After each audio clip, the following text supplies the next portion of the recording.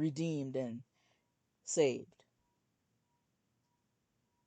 Not of anything that we have done on our own or of our own, in our own selves.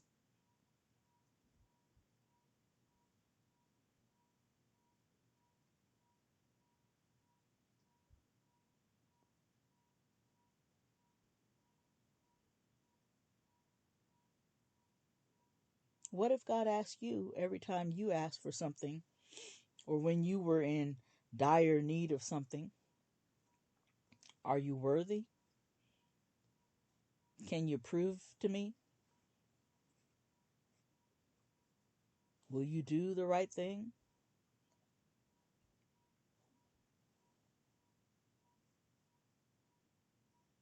And what if he said, "Oh, I don't think you're going to do the right thing because you don't you don't actually look like you would do the right thing. You you're not really saying the words that sound like you're going to do the right thing." And remember, he knows. He knows what you're going to do with that blessing. He knows when he gave you that job, 2 years later you would quit. He knows when he blessed you with that car, after a couple of years you would stop cleaning it. And you would never offer anybody a ride with it.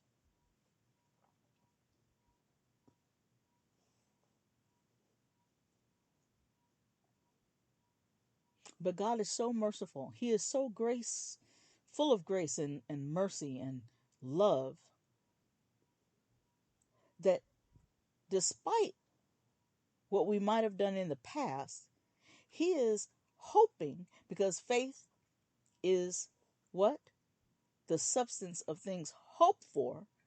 So God even is hoping, okay, now I know this person is going to take this money from this job, or take this money from this windfall that they were blessed with, and they're going to go and do everything, buy everything, but they're not going to give to not one poor soul.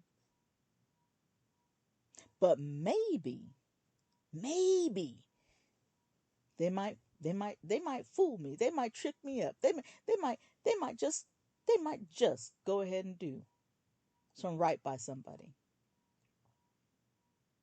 God is hoping in faith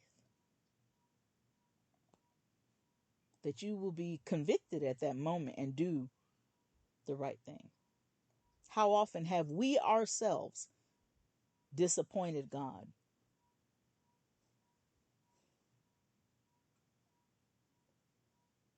He gave us that opportunity. He sent us the person with the information that we needed, and we didn't even thank them.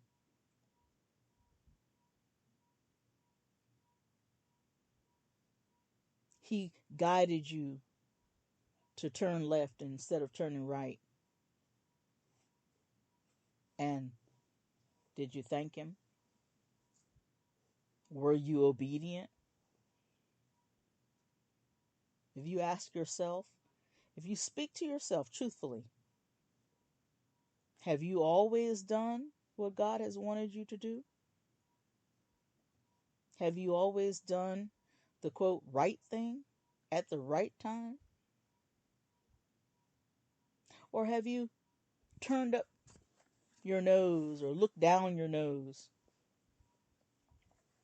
at other people when they've asked for something, when they needed something that was in your power to do, mind you. Now, God is not going to fault you if it's not within your power to do it, but he knows what he has blessed you with. You know what he has blessed you with. So we're not to worry when the farmer plants all those seeds out there in the field. He is probably pretty much aware that some of those seeds are not going to produce what he's planted. That's why he plants so many. That's why in the seed packet there are so many seeds and not just one.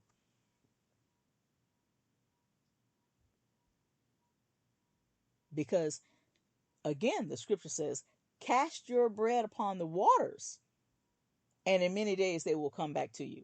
So when you're casting your bread, casting your seeds, casting your love, casting your gentleness, your kindness, your hugs, a kind word, a gentle look, a smile, a plate of food, money for food, whatever it be, you're casting your bread upon the water. You're planting seeds. And then somebody else will come along and water or nurture or give. And then God Himself said He is responsible for the increase. How have we become gods, thinking that we are responsible for the increase? When that little $5, $10 God gave you.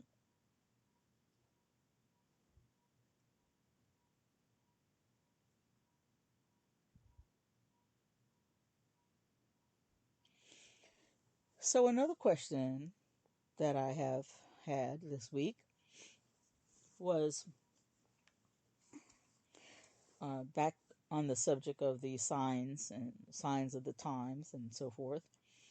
And one of the question was, um, doesn't it say in the scripture that only the Gentiles look for signs, and that we shouldn't be, in other words, we shouldn't be like that? Well, I want to leave you with Matthew 24 and 25. And in your spare time, if you have an opportunity to read it, in the New Testament, Jesus answers the question to the disciples about the signs of His return. And He does not tell them, "Oh, you silly disciples, why did you ask me that question?" No. He takes the time to provide them with the answer of what to look for. Now, we aren't the scripture that you're thinking of, where it says, that only the Gentiles look for signs and wonders.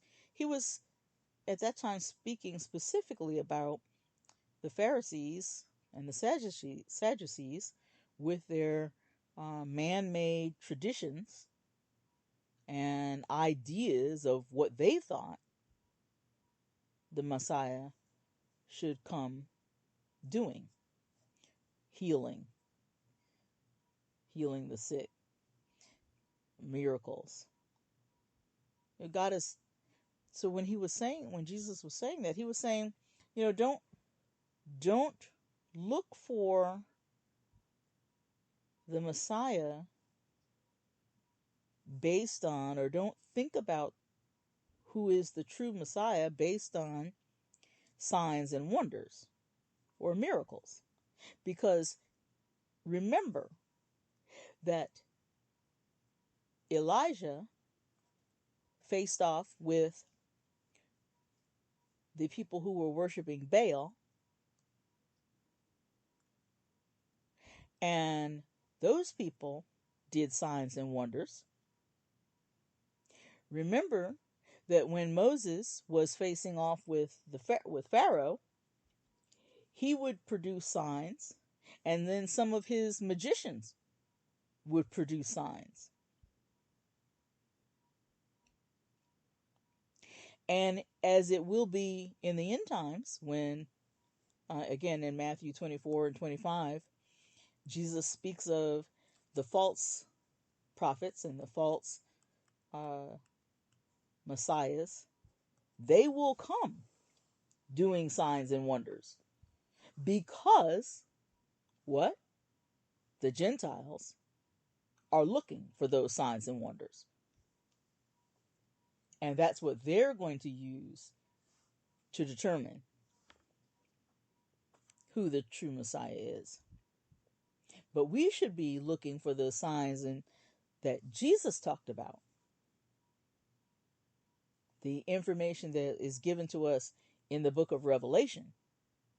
We should not just base it on signs and wonders, because there are a lot of magicians out there right now doing a lot of things that look like miracles.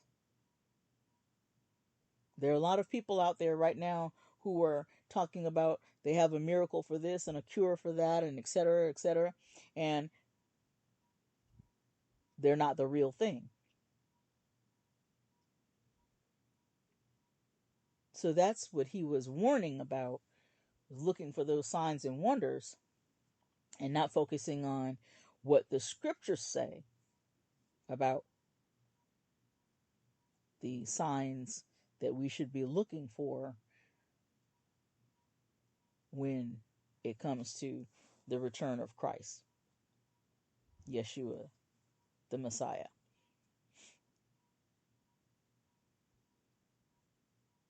And in future studies, we will talk about uh, those two chapters in particular, and also obviously some additional scriptures. So I hope I've answered those questions for now, knowing that we will address them in more detail in the future. And remembering that on tomorrow, the Sabbath, Saturday's Bible study, we will be looking for, in particular, the commandments that Jesus spoke in Matthew, Mark, Luke, and John, and also the book of Acts. Thank you again for joining me. I look forward to spending time with you tomorrow. And until then, be blessed.